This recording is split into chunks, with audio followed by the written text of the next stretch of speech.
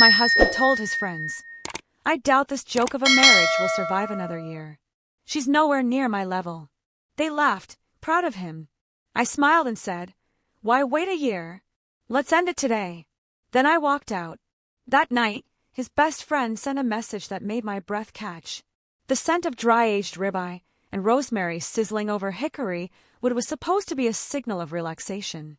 It was Thursday, Dominic's favorite night, and Ruby was performing her role as the effortless host. From the kitchen, she could hear the deep murmur of male voices and the sharp, bright clink of crystal glasses from the patio. Her patio, built with the bonus from the Morrison Industries account. The glasses were from her wedding registry, and the $200 bottle of scotch they were drinking was a gift to her from a grateful client. She arranged the grilled asparagus on a platter, the deep green spears glistening with olive oil. Everything was perfect. Everything was a lie. Dominic's laughter, always the loudest, boomed through the open French doors. He was a man who loved an audience, and his friends, Nathan, Trevor, and Marcus, were his most devoted congregation. They were gathered around the polished concrete fire pit, basking in the glow of a success they mistook for Dominic's. Ruby had long ago stopped correcting the assumption. It was easier to let him play the part of the visionary while she did the actual work of building their empire. She picked up the heavy platter, her wrists aching slightly from a 12-hour day of budget reviews and client negotiations. As she approached the doors, a shadow in the reinforced glass, she paused. Dominic's voice, slick with scotch and self-importance, carried clearly into the cooling night air. I'm telling you, I doubt this joke of a marriage will survive another year. A beat of silence, then a chorus of appreciative chuckles.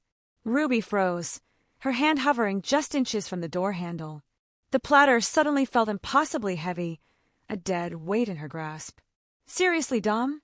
Nathan asked, his voice laced with the eager curiosity of a gossip. I thought you two were the power couple. Ruby leaned her head against the cool glass, her heart hammering a sick, heavy rhythm against her ribs. She could see them now, for silhouettes backlit by the fire. Dominic swirled his drink, the picture of a man burdened by an unfortunate reality. Power couple? Please, he scoffed, and the dismissiveness in his tone was a physical blow. She's nowhere near my level anymore. Ever since she landed that big account, the ego is just unbearable. The laughter this time was sharper, tinged with agreement. You built that company from nothing, man, Marcus said, his voice full of conviction. She just got lucky. Lucky. The word echoed in Ruby's mind, a bitter ricochet. Lucky. As if luck had been the one answering 3 a.m. client calls from Tokyo. As if luck had crafted the 70-page proposals that won them contracts Dominic hadn't even read.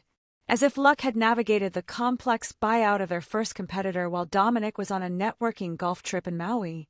She watched as Nathan, Dominic's best friend, the best man at their wedding, stood up and clapped Dominic on the back. He's right, Dom. You deserve someone who actually appreciates what you bring to the table. A visionary needs support, not competition. Ruby's breath hitched. The betrayal was an octopus, its tentacles wrapping around her lungs, squeezing. These were men who had eaten at her table dozens of times, celebrated holidays in her home. They had watched her work, seen her sacrifices, and now they sat here, toasting her husband's contempt for her. The sizzling of the steaks on the grill behind her was suddenly deafening. The thing is, Dominic continued, leaning in conspiratorially, his voice dropping to a confidential murmur that still carried. I've been documenting everything. Every time she undermines me with the staff. Every time she makes a decision without consulting me. My lawyer says I have a strong case for taking at least half the company. Maybe more. My lawyer. The words detonated the ice in her veins. This wasn't just drunken bragging. This was a plan. A cold, calculated, meticulously documented conspiracy. The man she slept next to, the man whose name was intertwined with hers on every legal document, had been building a case to destroy her while she was building their life. For a long, 30-second eternity, Ruby just stood there, watching the man she married accept praise for planning her execution. Then, something inside her snapped. The numb shock didn't curdle into tears.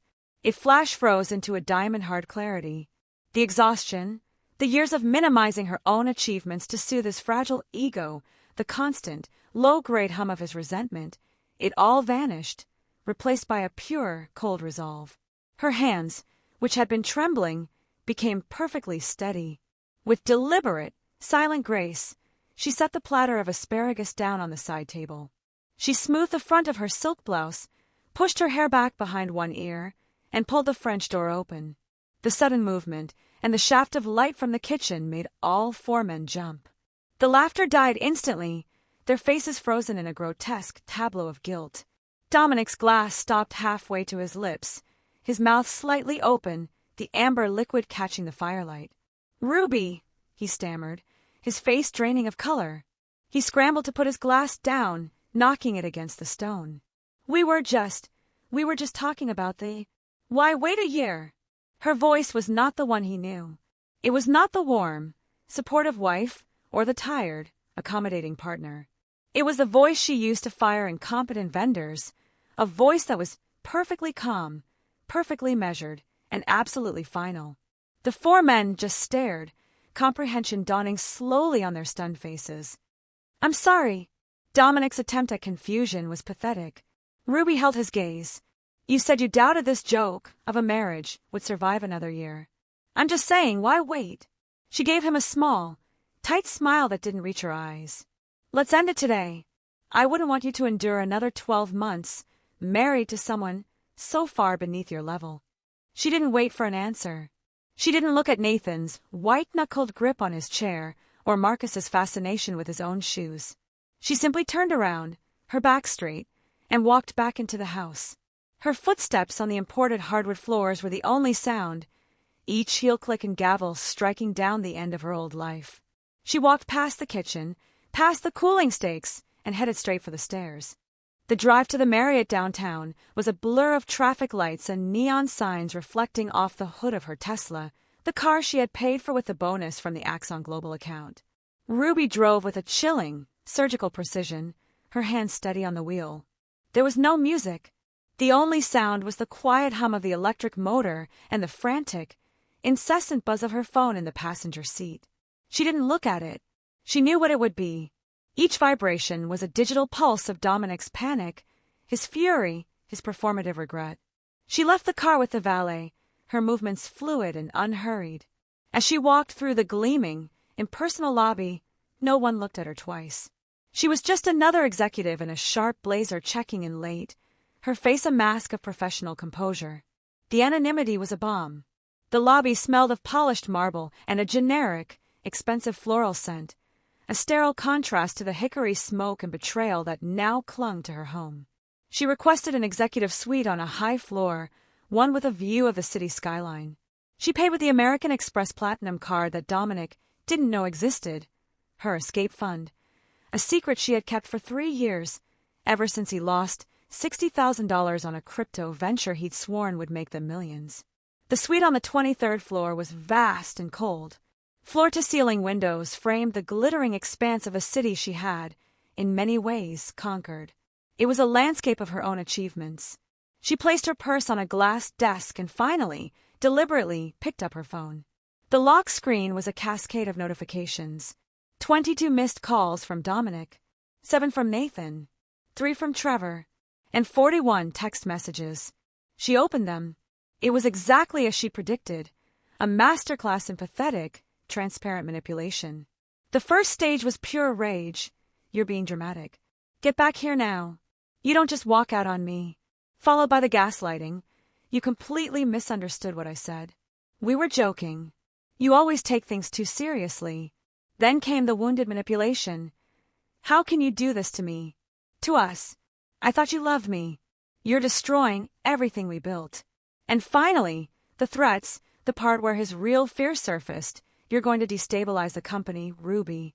The investors will hear about this. You're being emotional, and you're going to ruin us."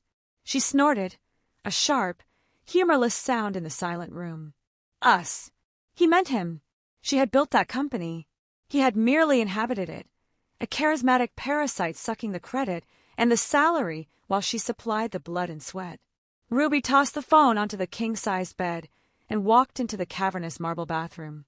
She turned on the shower, cranking the handle until the water was scalding hot. As steam filled the room, obscuring her reflection in the mirror, She methodically began to remove the trappings of her old life. The diamond earrings he'd given her for their 5th anniversary, purchased with a joint account she funded. The silk blouse he'd said made her look powerful. The engagement ring itself.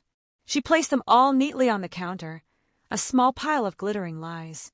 She stood under the pounding water for a long time, letting the heat sting her skin, but she did not cry. The shock had bypassed grief and solidified into a cold, protective fury. When she finally stepped out, wrapping herself in a thick hotel robe, the phone was ringing again. Dominic. She silenced it and was about to call the front desk to block his number when a new text message appeared. It wasn't from Dominic. It was from Nathan. Ruby, please. Don't block me. I have to see you. It's not what you think. It's worse. I'm in the lobby. Please.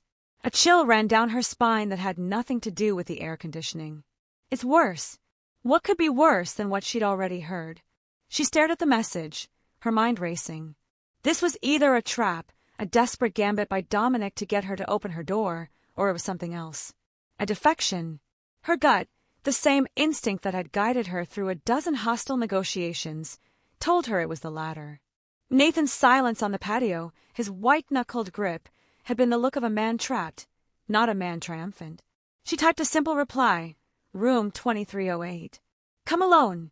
10 minutes later, a soft, hesitant knock echoed at her door. It was nothing like Dominic's confident, impatient rapping. This was the knock of a man terrified of the door being opened. She looked through the peephole. It was Nathan, and he was alone. But he was not empty-handed. He was struggling to hold 3 thick, heavy-looking banker's boxes stacked precariously in his arms. His face was pale, his expensive polo shirt rumpled, and his eyes were red. He looked utterly wrecked. Ruby unlatched the deadbolt and opened the door. They stood staring at each other for a long moment. He looked smaller than he had on the patio, diminished by the weight of the cardboard in his arms. "Ruby," he whispered, his voice cracking. "I'm so sorry. You don't know the half of it." "What is this, Nathan?" she asked, her voice flat, devoid of emotion. He winced, as if her coldness was a slap. It's his evidence," he said, the words sounding absurd. "It's Project Gaslight. That's what he called it. I've been making copies for 3 months. I couldn't. Sophie, my wife, she said if I didn't, she said she'd leave me." He stumbled over the words, a pathetic, frantic confession. He gestured helplessly with the boxes. "Can I please come in? You need to see this before he destroys it." Ruby stared at the boxes, then back at his face. Project Gaslight. He had even given his betrayal a name. She stepped back, pulling the door wide open. "Put them on the table," she commanded, her voice the pure, cold steel of a CEO. The alliance of the guilty had just begun. The hotel suite was silent save for the hum of the air conditioner and the scrape of cardboard on the polished wood of the coffee table. Nathan set the 3 boxes down like they were filled with explosives, which, in a way, they were. He wouldn't meet her eyes, instead staring at his own hands as if he'd never seen them before. "He started it about 3 months ago," Nathan said, his voice low and hoarse. "Right after the Forbes interview. The one where they called you the new face of digital innovation. He was quiet for a week. Then the Thursday nights changed. It stopped being about poker and started being this." He gestured to the boxes. "At first, I thought he was just venting. You know, guy stuff. Complaining about his wife." Ruby's stare was so cold it could have frozen magma. "And you just let him?" Nathan flinched. "We all did. It was easier. You know how he is. Charismatic. Convincing. He painted this picture of you as this ruthless, ambitious. Well, he used the word harpy once. The word hung in the air, vulgar and ugly. He said you were shutting him out, making him look small. He said he had to protect himself, to protect the vision of the company from your ego." "My ego," Ruby repeated. The words were flat, dead. The ego that landed the accounts that paid for his BMW. The ego that secured the funding that paid for his $400,000 salary. That ego. "I know," Nathan said, finally looking up. His eyes were desperate. "Ruby, I know. But it got sick. He started taking notes. He told us all to observe. Trevor was supposed to track your social media. Marcus was supposed to listen in on staff conversations. I was supposed to screenshot any text you sent that sounded emotional. He rubbed his face, his shame palpable. Last week, Sophie found my notes. She gave me an ultimatum. She said, if you can sit there and watch that man systematically dismantle his wife, a woman who has been nothing but good to you, how do I ever know you won't do it to me? She was packing a bag, Ruby. That's why I'm here. He took a ragged breath and tapped the lid of the nearest box. He calls it Project Gaslight. He's so proud of the name. Project Gaslight. A name. A fucking brand for his betrayal. The clinical, corporate nature of it sent a fresh wave of icy rage through her. This wasn't a messy, emotional marital spat. This was a hostile takeover. Ruby walked to the table and, with the precise, deliberate movements of a surgeon, lifted the lid off the first box.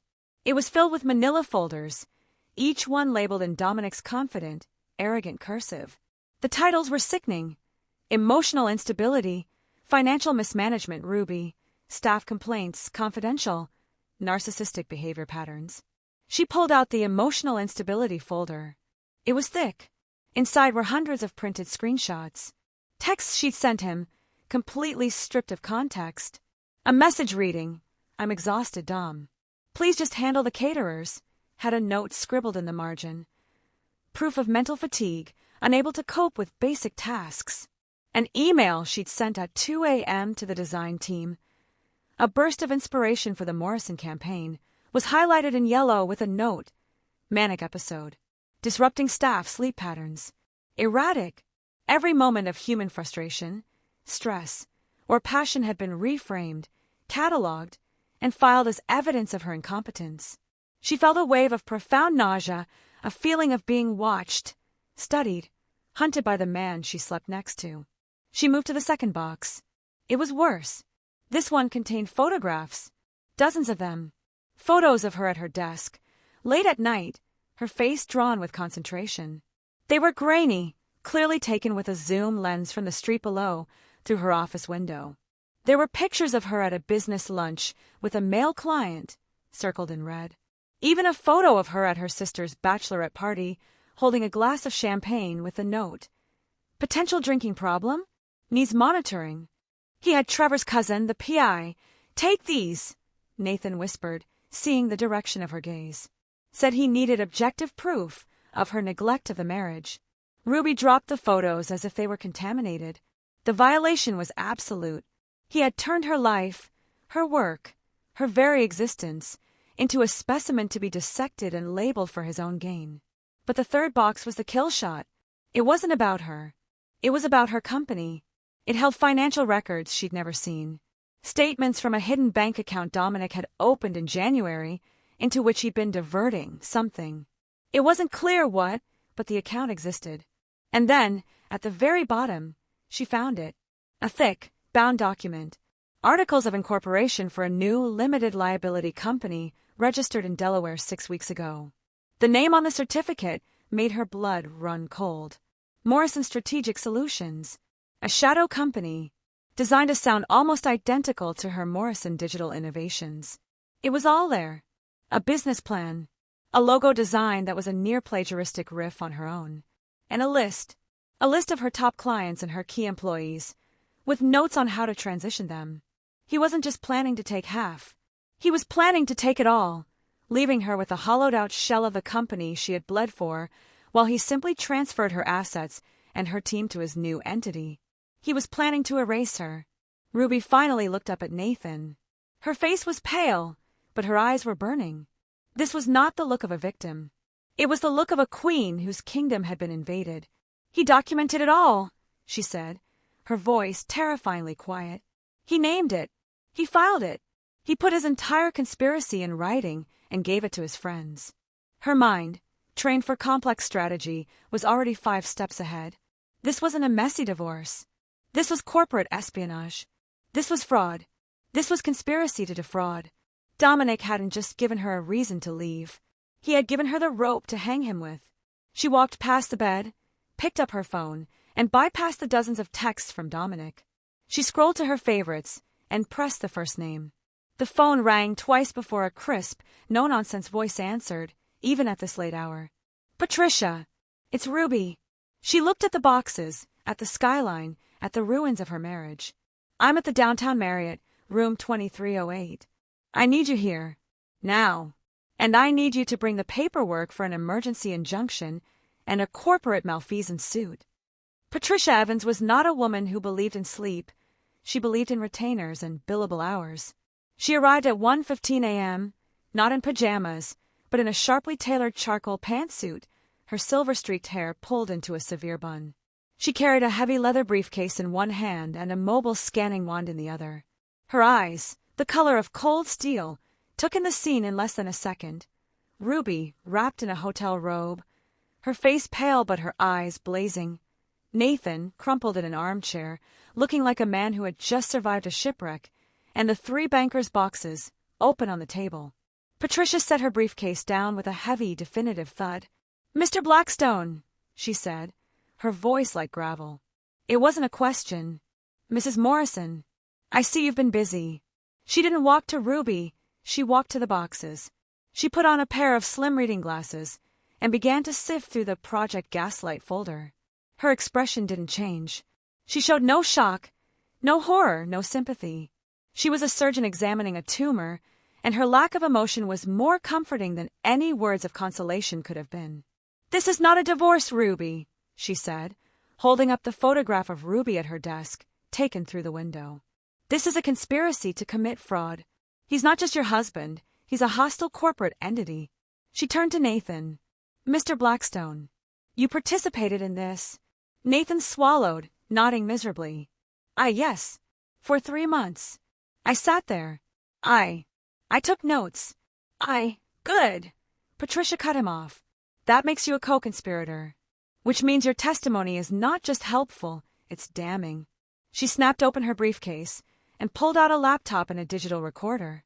"You're going to sit at that desk, and you are going to write a sworn affidavit detailing every single Thursday night, every conversation, every instruction from Mr. Morrison.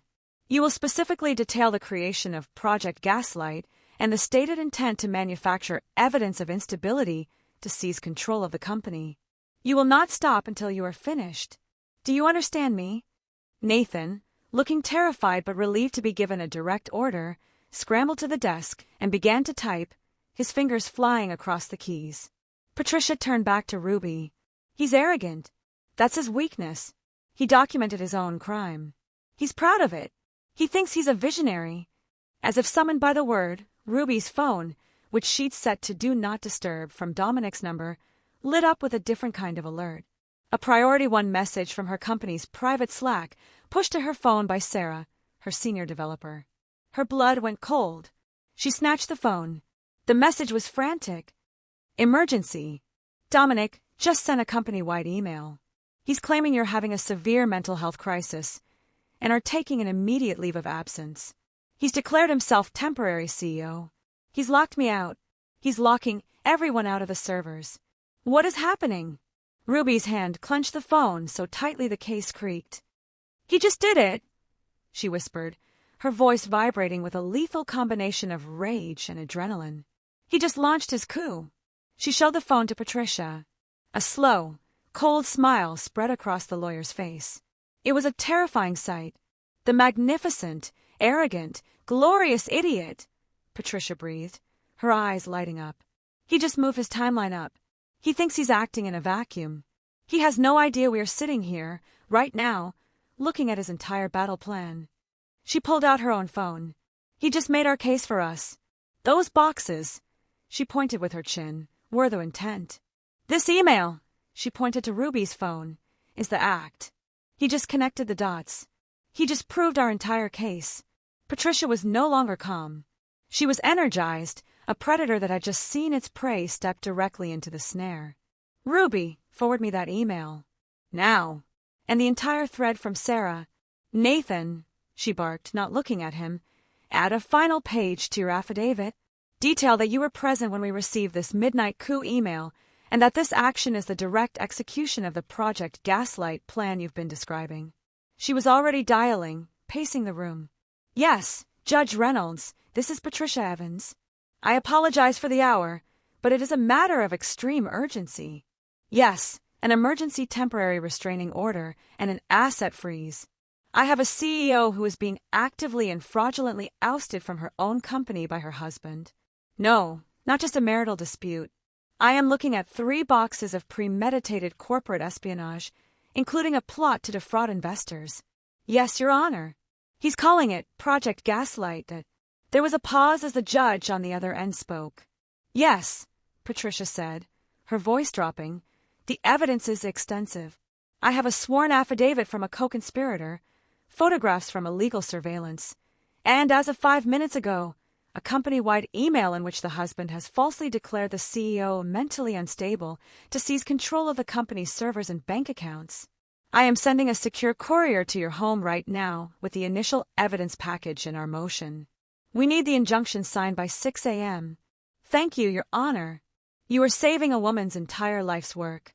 Patricia hung up and immediately began firing off messages. The suite, moments ago a place of sterile grief, was now a humming war room. He thinks he's won, Ruby said, the realization dawning. He's sitting in our house, probably drinking my scotch, thinking he's the king. He thinks I'm checked into a hotel, crying my eyes out, defeated. Let him, Patricia said, snapping her briefcase shut. He thinks he's staging a coup, but he just handed us a signed confession. We have the proof of intent, the proof of action, and the testimony of his own best friend. The war didn't just begin, Ruby. It's almost over. By 7 a.m., that injunction will be served. When he arrives at your office tomorrow, thinking he's the new CEO, he won't even be able to get past the lobby. He will be barred from the building, locked out of the accounts, and legally forbidden from speaking to a single employee. He just lit a match, not realizing he was standing in a room soaked in gasoline. Patricia left at 2:30 a.m., a whirlwind of focused, righteous energy, leaving behind a rattled Nathan Blackstone to finish his sworn statement. Send me that affidavit the second it's done, Mr. Blackstone, she had ordered. Then go home to your wife, tell her what you've done, and pray she forgives you. A courier will be at your house at 7 a.m. to collect your phone and laptop for forensic imaging. Do not delete anything. Nathan, looking like a man who had aged a decade in 3 hours, just nodded, his face ashen. Ruby was finally alone. The adrenaline that had been coursing through her veins began to ebb, leaving behind a deep, bone-weary exhaustion and the hollow ache of grief. The anger was still there, a cold, hard pilot light, but the sheer scale of the deception was settling in. He had a project name. He took photos. He was building a shadow company. She sat on the edge of the bed, the city lights blurring through the window. For the first time that night, a single, hot tear escaped and tracked down her cheek. Not a tear of sadness, but of profound, isolating disgust. He had made a mockery of their entire life, of her work, of her trust. Her phone buzzed on the nightstand. She flinched, expecting another desperate text from Dominic, who had likely discovered his numbers were blocked. But the name on the screen was one she rarely saw. Linda, Trevor's wife. Ruby's finger hovered over the decline button. She didn't have the energy for this, for the polite social niceties of a friend's wife calling at an ungodly hour. But a knot of premonition tightened in her stomach. She answered, "Hello, Ruby." "Oh, thank God you answered." Linda's voice was not the cheerful, bubbly tone Ruby was used to. It was thin, shaky, and threaded with a fury that matched her own. I don't even know how to start. Trevor just came home. He was drunk, laughing. Laughing. Ruby's voice was flat. He told me, Ruby. He told me everything. About what Dominic said on the patio about you walking out. He thought it was drama. He was annoyed that you'd ruined the night. But then he told me about the other nights. About Project Gaslight. Ruby sat up, her spine rigid. What did he tell you, Linda? He told me it was a boys' club joke. How Dominic was managing you. How they were all documenting their wives, just in case. Dominic's words. He was coaching them, Ruby. Teaching them how to build files on their own wives. A choked sob came from the other end. I've been suspicious for months, Ruby. Those poker nights went too late. He was different afterward. Smug. Secretive. 2 months ago, I put a voice-activated recorder in the den, where he takes his calls with them. I thought he was cheating. Ruby's breath caught in her throat. Linda, do you have recordings? I have hours, Linda spat, the word full of venom. Hours of them. Laughing. Planning. I have Dominic, clear as day, boasting about how his lawyer said emotional instability was a magic key to voiding a prenup. I have Marcus giving him advice on which employees to poach first. I have my own husband. I have my husband laughing as Dominic called you a name I won't repeat. The room seemed to tilt. Audio recordings. The men, in their own voices, confirming the entire conspiracy. Linda, you need to send those to me. You need to send them to me right now, Ruby said, her voice urgent. Already uploading them to a cloud drive, Linda replied, her voice hardening with resolve. I'm sending the link to you, and then I'm calling my sister. She's a divorce lawyer. If he can participate in this, if he can sit there and laugh about destroying you while living off the commissions I earn, then I don't know who I'm married to. He's not the man I thought he was. The call ended. Ruby stared at her phone, her mind reeling. Before she could even process the implications, a new notification pinged. Not a text. A Facebook message from a name she barely knew. Emma Rodriguez. Marcus's girlfriend. A quiet, 20-something graphic designer she'd met twice at company holiday parties. Ruby opened it. The message was brief. Ruby, I don't know you well, but I was at Marcus's apartment tonight when he got the call from Dominic. He was panicking. I know what they've been doing. I've known for weeks. He's arrogant and stupid, and he showed me his work.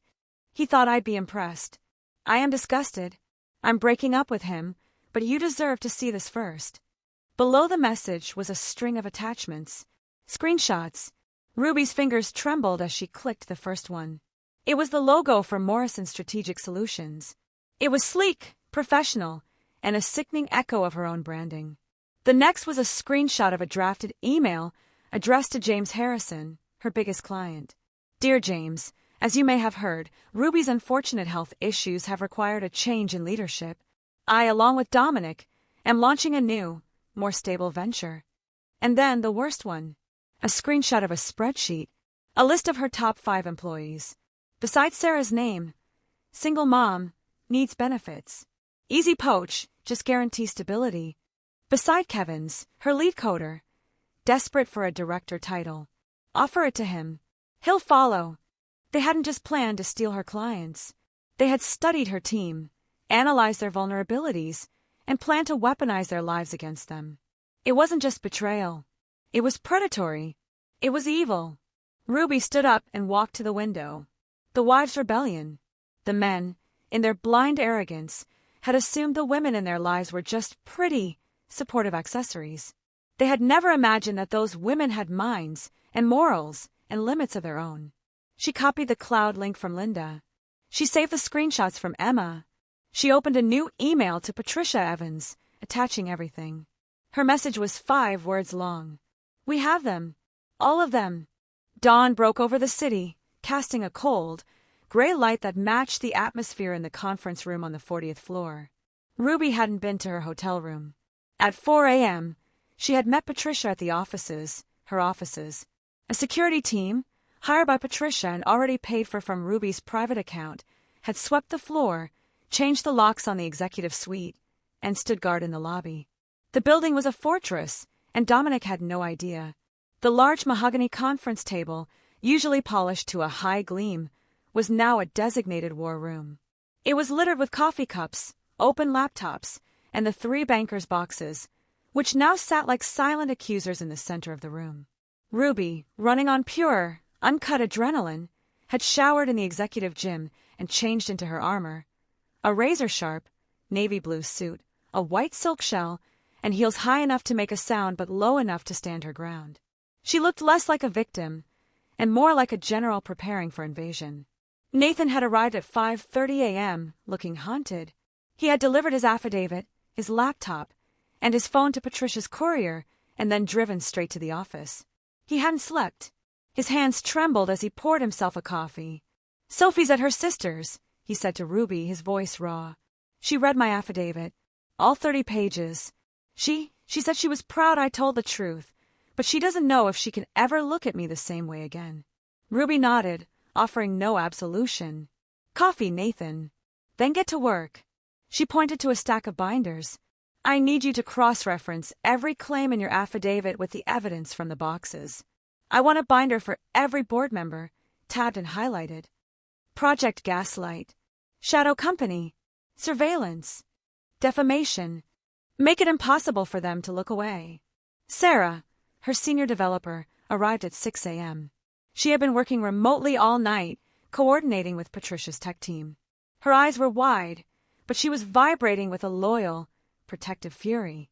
The servers are secure, she reported, plugging her laptop into the main screen. We created a firewalled ghost drive where Dominic thinks he's in control, but he's just playing in a sandbox. We have a log of every file he's tried to access, download, or delete since 2:07 a.m. He's been trying to lock you out of the financials, Ruby, and he's been drafting emails to our top clients. Let him, Patricia said, walking in with a fresh stack of documents. The emergency injunction had been signed by Judge Reynolds at 5:42 a.m. It was official.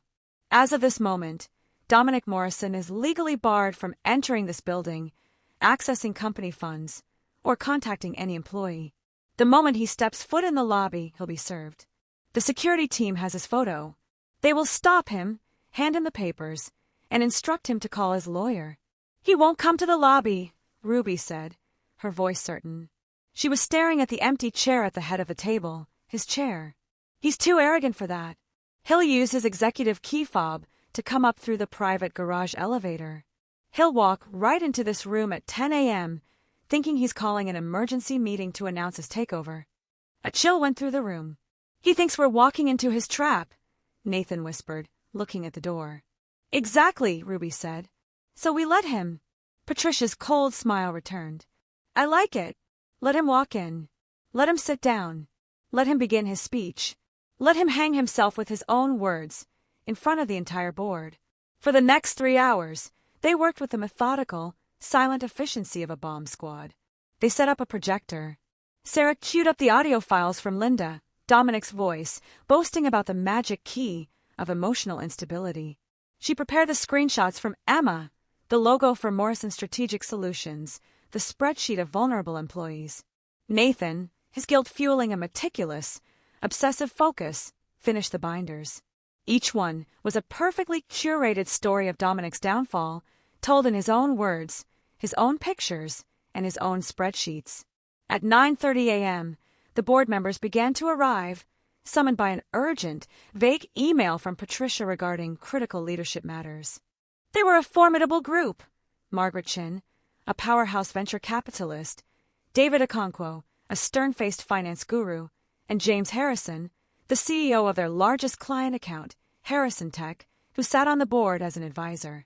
They walked in, saw the atmosphere, the binders, and Patricia Evans standing by the window, and their expressions turned grim. They knew this wasn't a quarterly review. Patricia! Ruby, Margaret said, her eyes sweeping the table. What is this? Good morning, Margaret David, Ruby said, her voice steady. Please take a seat. We are waiting for one more person. She gestured to the binders. We've prepared some reading material. I suggest you start with tab 1. Project Gaslight. They opened the binders. The room went dead silent, broken only by the sharp, rhythmic shing of pages being turned. Ruby watched their faces. She saw David's eyes widen. She saw Margaret's lips thin into a white, furious line. She saw James Harrison, read the email his company was supposed to receive, the one detailing Ruby's unfortunate health issues, and his face darkened to a deep, thunderous red. By 9:55 a.m., they had all seen enough. They sat in stunned, appalled silence. That man, Margaret finally whispered, her voice shaking with rage. He's not just a fool. He's a predator. The main conference room door clicked open. 10 a.m. On the dot. Dominic Morrison strode in, his shoulders back, radiating confidence. He was wearing his $3,000 Tom Ford Victory suit. He was tan, coiffed, and smiling, the very picture of a visionary CEO. He was holding a single manila folder. Ruby, he said, his voice a perfect performance of pained, concerned condescension. I'm glad you're here. I was worried you wouldn't be. He walked to his chair at the head of the table. Everyone, he said, addressing the board. Thank you for coming. I know this is sudden, but as you've likely heard, we are facing a delicate internal situation. Ruby simply watched him, her hands clasped on the table. He doesn't know, Nathan breathed, so quietly only she could hear. He has no idea. He's about to, Ruby murmured. Dominic sat at the head of the table, a benevolent king preparing to address his loyal subjects. He placed a single folder squarely in front of him, a prop meant to convey gravitas. As I was saying, he began, his voice dripping with a carefully rehearsed brand of pained sincerity, we are facing a delicate situation regarding Ruby's, her health. He looked at his wife, his expression a mask of husbandly concern. She has been under enormous stress, and it appears she's not well. Last night, she had a significant emotional breakdown, abandoned our home, and as of 2 a.m., began attempting to destabilize the company's servers. He shook his head, a small, sad gesture. I know this is shocking. It is, of course, heartbreaking for me. But my primary duty is to the stability of this company, the company we built. He paused for dramatic effect. That is why, effective immediately, I am stepping in as acting CEO. I have already locked down our servers to prevent further damage and... Damage from whom, Mr. Morrison? The voice that cut through his performance was not Ruby's. It was Margaret's. Her voice was pure ice. Dominic faltered, his practiced speech interrupted. I'm sorry, Margaret. Damage. From whom? Margaret leaned forward, her eyes fixed on him. Because according to this, she held up the binder, the only person attempting to destabilize this company is you. David Okonkwo, who had been silent, spoke next. I'm looking at a Delaware incorporation certificate for a company called Morrison Strategic Solutions, filed 6 weeks ago. Your name is on it. The business plan appears to be a direct theft of this company's intellectual property and client list. Can you explain that, acting CEO? Dominic's smile didn't just flicker, it collapsed. The color drained from his face, leaving his expensive tan looking sallow. He stared at the binders, one in front of each board member, his eyes wide with a dawning animal panic. He looked from Margaret to David, then to James Harrison, and finally to Nathan, who was staring at his own hands as if they were covered in blood. Nathan! Dominic's voice was a strained whisper. What is this? What did you do? He told the truth, Dominic. Ruby finally spoke. Her voice, calm and clear, sliced through the tension. Something you seem to be incapable of.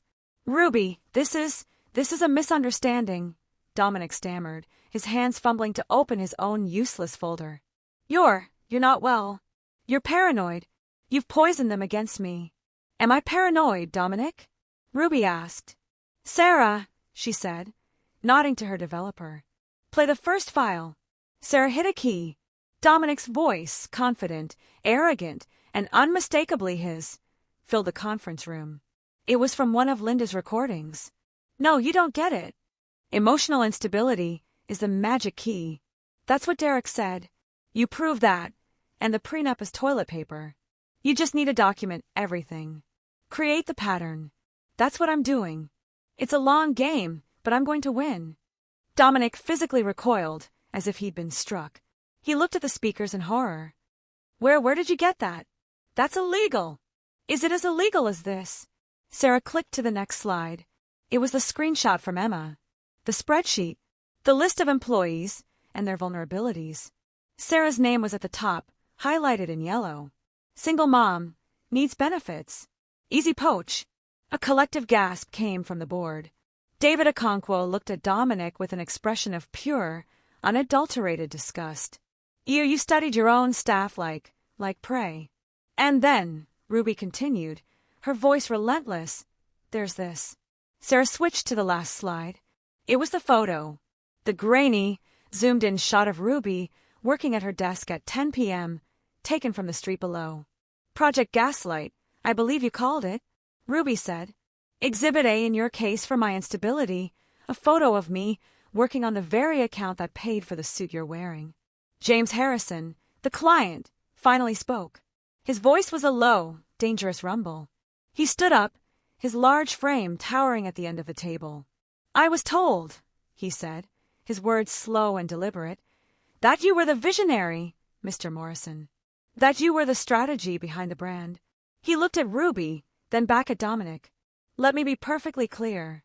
Harrison Tech has never, not once, considered you a factor in our decision to work with this company. Every strategic insight, every campaign adjustment, every late-night solution has come from Ruby. We have tolerated your presence in meetings, Mr. Morrison, out of respect for her. You are not a visionary. You are a liability." That was the final blow.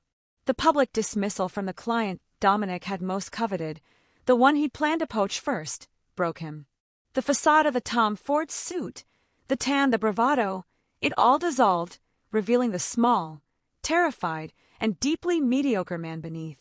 He sank back into his chair, his mouth opening and closing silently. He looked at Ruby, his eyes finally begging. "Ruby, please. We can talk about this. It's a marital dispute. It's private." Patricia Evans, who had been standing silently by the window, finally moved. She walked to the table and placed a single, thick document in front of Dominic. "This is no longer a marital dispute, Mr. Morrison. This is a corporate malfeasance suit. You are hereby served." She tapped the cover page. "This is an emergency injunction, signed by Judge Reynolds this morning. You are legally barred from this building, from all company accounts, and from contacting any employee. Security is waiting for you in the lobby to escort you out. If you try to access the servers, you will be in contempt. If you try to contact a client, you will be in contempt. If you so much as send Ruby a text message, you will be in contempt." Dominic stared at the document, his hands shaking so badly he couldn't touch it. He looked up, his gaze frantic, darting between the hostile faces of the board, to Nathan's averted shame, and finally to his wife. Ruby met his gaze, her expression not one of hatred, or of triumph, or even of sadness. It was one of pure, absolute, and chilling indifference. He was, she realized, nothing. He was just a bad business deal she was finally closing out. "Get out," Margaret Chin said, her voice flat. "Get out of this room." Dominic stood, his legs unsteady. He left his stupid, empty folder on the table. He didn't look back. He walked out of the conference room, not as a CEO, not as a visionary, but as a ghost, already forgotten before the door had even clicked shut. The silence that followed Dominic's exit was heavy and absolute. For a full minute, no one moved. The board members just stared at the empty chair at the head of the table, a space that now felt like a crater. James Harrison was the first to break the spell. He let out a long, slow breath and sank back into his seat. "Well," he said, his voice a low rumble, "I believe I am owed several $1,000s by my senior partners, who bet me that man actually contributed something of value." Margaret Chin, looking pale but resolute, closed the binder in front of her with a sharp thud. "I believe we have a few formalities," she said, her voice crisp. "All in favor of accepting the immediate, for cause resignation of Dominic Morrison as co-president and severing all his ties and access, effective immediately." A chorus of "IS" filled the room. "And all in favor," she continued, her gaze landing on Ruby, "of confirming Ruby Morrison as sole president and chief executive officer, with our full and unequivocal backing?" "Aye," James Harrison said, his voice booming. "Aye," David Okonkwo echoed. "Aye," Margaret finished. She looked at Ruby, and for the first time, her expression softened. "The company is in your hands, Ruby, where it always should have been." The board meeting dissolved quickly after that. James Harrison paused on his way out, placing a hand gently on Ruby's shoulder. "For what it's worth, Ruby, our new $10 million contract is with you." It was never with him. "Send over the revised paperwork when you're ready. We're not going anywhere." When they had all left, Sarah quietly packed up her laptop, her eyes shining with a mixture of exhaustion and fierce loyalty. I'll get the tech team to scrub his ghost access. It'll be like he never existed," she whispered and left. Finally, only Ruby and Nathan remained. The conference room, which had been a war room just an hour before, felt vast and empty. Ruby stood, her legs shaky, the adrenaline beginning its long, slow retreat, leaving a hollow, aching void in its place. She had won. It was a total, indisputable victory. So why did she feel so empty? It was the phantom limb of a 12-year life. The man who had just been escorted out in disgrace was still the man she had loved, the man she had built a home with. She wasn't grieving him. She was grieving the colossal, stupid, criminal waste of it all. Nathan finally stood up. He didn't approach her with excuses or pleas. He simply walked to the table, placed his company key card and his office keys on the polished wood, and slid them over to her. "This is my letter of resignation," he said, his voice flat, devoid of its usual charisma. "It's effective immediately." Ruby looked at the keys, then at his face. He looked broken, but in a different way than Dominic. He looked like a man who had finally seen his own reflection and was disgusted by it. "I'm going to fly to Sophie's sister's house tonight," he continued, not meeting her eyes. "I'm going to sit on her doorstep until she agrees to see me. And then I'm going to spend the rest of my life trying to be the man she thought I was." He finally looked up. "I don't expect you to forgive me, Ruby. I never will. But thank you for not destroying me today. You could have." Ruby nodded, her expression unreadable. She picked up his key card. "You didn't destroy yourself, Nathan. You just stopped. Goodbye."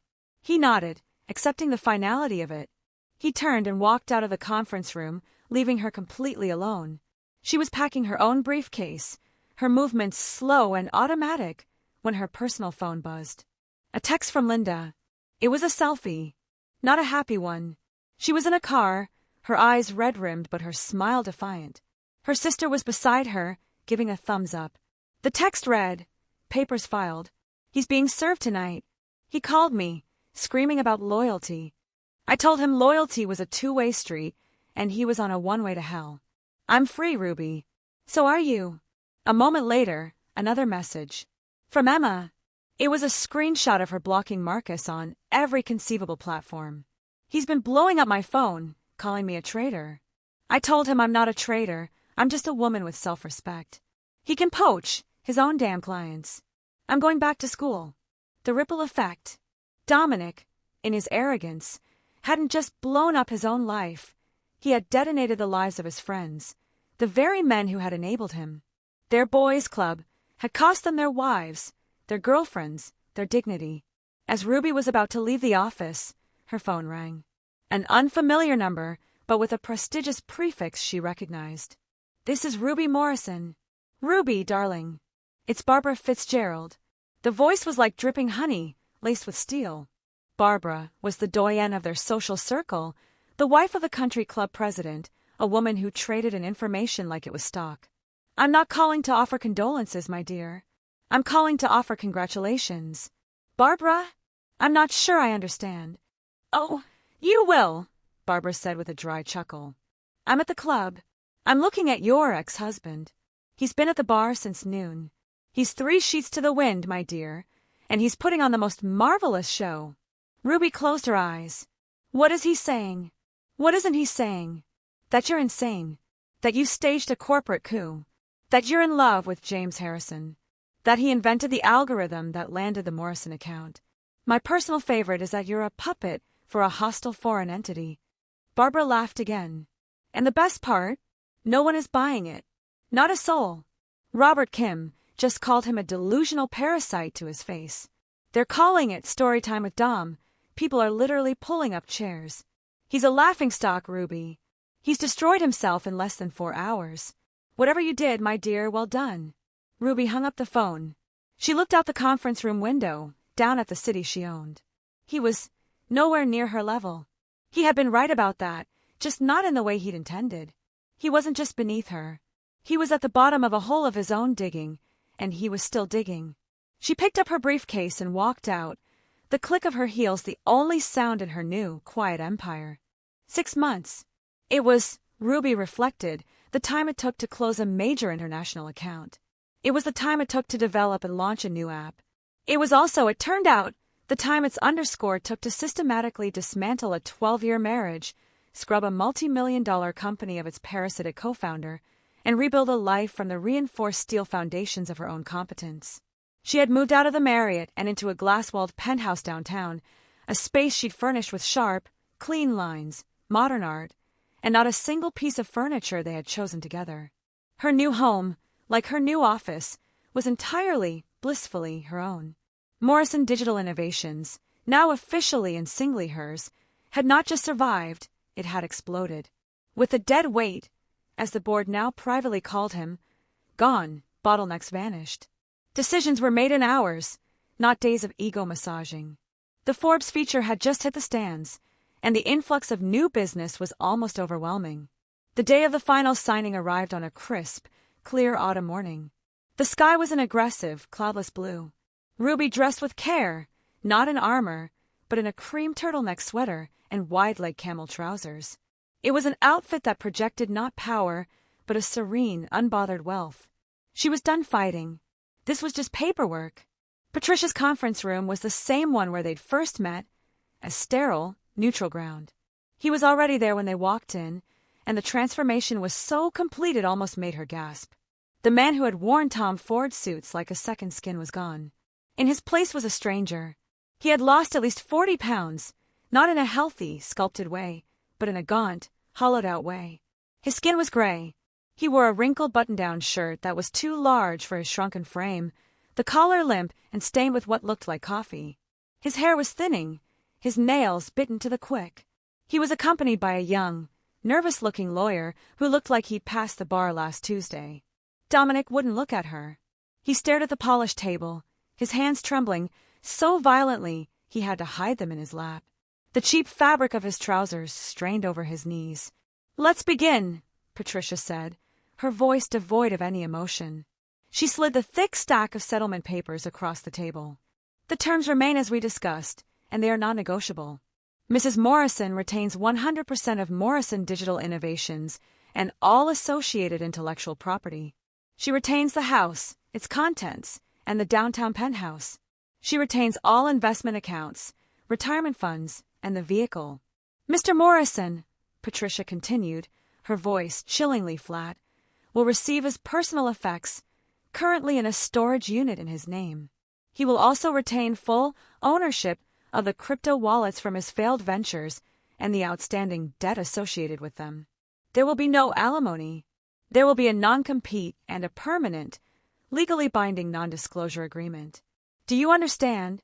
The young lawyer nodded quickly, his Adam's apple bobbing. Yes, we understand. Sign here," Patricia said, pointing to the last page. Dominic fumbled for a pen, his knuckles white. The pen slipped from his unsteady grasp, rolling across the table. He flinched, as if expecting to be yelled at. He retrieved it, his face flushing a deep, blotchy red. As he bent over the papers, his hand shaking, he finally looked up at Ruby. His eyes were bloodshot and desperate, the eyes of a cornered animal. "Ruby," he whispered, his voice a dry rasp. I'm sorry. I never meant for. I loved you." Ruby held his gaze. The man she had loved was a ghost, a story she'd once told herself. This creature in front of her was nothing. He was a bad investment, a lesson learned, a line item she was writing off. "You're right about one thing, Dominic," she said, her voice quiet but clear. "You didn't mean for this. You meant for something worse. You just weren't good enough at it." His face crumpled. It was the last, pathetic collapse of his ego.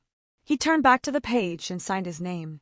The signature that had once been a bold, arrogant flourish was now a weak, spidery, and almost illegible scrawl. He pushed the papers back, stood up, and shuffled out of the room, his young lawyer trailing behind him like an undertaker. He was an echo. Ruby and Patricia walked out into the bright sunlight, silent. "Lunch?" Patricia asked, as if she'd just finished a routine client call. "I can't," Ruby said, checking her watch. "Catherine from Forbes is meeting me at the office for the follow-up. They're deciding on the cover shot." She arrived back at her company to applause. The entire office had gathered in the lobby, a bottle of champagne being popped by Sarah. The Forbes issue was open on the reception desk. There she was on the cover, not just a feature. The headline was bold, brutal, and perfect, beyond betrayal, how Ruby Morrison built a $100 million empire by divorcing dead weight. Catherine, The journalist was standing by the window, smiling. "They love you," she said. "They love the story. They love the comeback," Ruby corrected her, accepting a glass of champagne. "It wasn't a comeback," Catherine said, her pen already out. "You were never gone. You were just carrying someone." Ruby looked at her team, her real team. Sarah, who was now her COO. Kevin, who was designing things she'd only dreamed of. "You're right," Ruby said, raising her glass. "The cover quote, 'The best revenge isn't living well. It's building something so successful that the person who tried to destroy you becomes a footnote in your own story.' Do you stand by that?" Ruby smiled, a real, bright, uncomplicated smile. "Absolutely. Now, if you'll excuse me, James Harrison is on line 1. We're discussing our European expansion. 1 year. 12 months. The Earth had completed its full rotation around the sun since the day her life had imploded and been rebuilt. In that time, Morrison Digital Innovations, with the S on innovations now feeling more earned than ever, had opened its first European office in Berlin. Ruby had been on the cover of not just Forbes, but Wired and Fast Company. She had become a sought-after speaker on resilience, innovation, and the art of cutting dead weight, a phrase she delivered with a small, knowing smile that audiences loved. She was, by every conceivable metric, thriving. The last thread to her old life was an invitation, thick and cream-colored, that had arrived a month prior. "Nathan and Sophie request the honor of your presence." She had debated going. Part of her wanted that world, and every man in it, to remain firmly in her past. But it was Sophie who had called her personally. "I need you to be there, Ruby," she'd said, her voice warm and firm. "You're part of our story. You're the reason we have a story." And so, she found herself at a vineyard, under a canopy of ancient oaks strung with thousands of tiny, glittering lights. It was a beautiful, tasteful, and deeply honest affair, the exact opposite of the garish, performative parties Dominic had loved to throw. She sat in the back, an observer, dressed in an elegant forest green slip dress, her presence a quiet statement of survival. She watched Nathan, looking nervous but profoundly happy, say his vows to Sophie, a woman who was clearly his equal and Ruby suspected his better. At the reception, after the traditional toasts, Nathan stood, tapping his champagne flute. The crowd quieted. "Before I toast my incredible, brilliant, and terrifyingly honest wife," he began, his voice shaky, I need to address a debt. There is someone here tonight who, a year ago, I wronged in a way that is almost unforgivable." A few confused murmurs rippled through the tent. Sophie placed her hand on his arm, her expression one of pure, unadulterated pride. "I was a coward," Nathan continued, his eyes scanning the crowd until they found Ruby's. "I stood by and said nothing while a man I called my friend plotted to destroy his wife. I participated in something so ugly, so deeply rooted in ego and misogyny, that I almost lost the woman I love." He looked at Sophie. She gave me an ultimatum. Find my conscience and warn Ruby, or lose her forever. She taught me what integrity was, and I have spent every day since trying to be a man worthy of her. He then raised his glass high, looking directly at Ruby. "So my first toast is not to my wife, but to Ruby Morrison. She showed me what real strength looks like. She survived us all. And she taught me that a man who feels diminished by a powerful woman is not a man at all. He's a ghost." The tent was silent for a beat, then erupted in applause. Ruby did not cry. She did not blush. She simply met his gaze from across the room and gave a single, slow, deliberate nod. It was an acknowledgement, a closing. The debt was paid. The ledger was clear. A few weeks later, Ruby was in a Whole Foods on a Tuesday night. It was an act of mundane, beautiful normalcy. She was planning a small dinner party for her new head of European operations and was debating between a $30 bottle of aged olive oil and a $40 one. Her company was about to break a 9-figure valuation, and she was happily agonizing over $10. She was in the pasta aisle, reaching for a box of bronze die-cut bucatini, when a presence beside her made the hair on her arms stand up. It was a familiar, unwelcome energy. She turned. It was him, Dominic, the man she had seen in photos, the man her lawyers had handled, but the man she had not laid eyes on since he'd shuffled out of Patricia's office, a broken shell. The shell was now even more hollowed. He was thin, gaunt, his skin the color of old parchment. He was wearing cheap, baggy jeans and a faded polo shirt that hung off his skeletal frame. In his hands, he held 2 different boxes of the store-brand spaghetti, comparing the prices. The difference was 15 cents. He looked up. Their eyes met over a display of artisanal tomato sauce. The world, for one horrifying second, stopped. His eyes widened, first in disbelief, then in a complex, chaotic storm of shame, terror, and a sickening, flickering spark of hope. He saw her. Not the harpy he'd invented, not the wife he tried to destroy. He saw Ruby Morrison, glowing with health, dressed in quiet cashmere, her cart filled with expensive, vibrant food. He saw everything he had lost, everything he had thrown away. He took one hesitant step toward her. His mouth opened, a dry, cracking sound. "Ruby!" Her reaction was not what she had ever rehearsed. There was no scathing one-liner. There was no triumphant speech. There was no anger, no hatred, no pity. Anger, she realized, required passion. Pity required a sliver of empathy. She felt, quite simply, nothing. She gave him a look of pure, unadulterated, and complete indifference. It was the same brief, dismissive glance she would give to a piece of lint on her sleeve. She didn't know him. He was a stranger, a statistical error, a footnote. She turned back to the shelf, picked up the $40 bottle of olive oil, and placed it in her cart. That look, that vast, empty, echoing nothing, was the final execution. It was the one thing his ego could not survive. It was the confirmation of his total, absolute irrelevance. A small, strangled sound escaped his throat. When she glanced back a moment later, he was gone. He had abandoned his cart, with its 2 cheap boxes of pasta, and had practically fled the store, a hunched, defeated man vanishing into the automatic doors. Ruby took a deep breath, the air smelling of roasted coffee and fresh bread. She pushed her cart forward, her mind already moving on, debating whether to get the brie or the aged Gouda.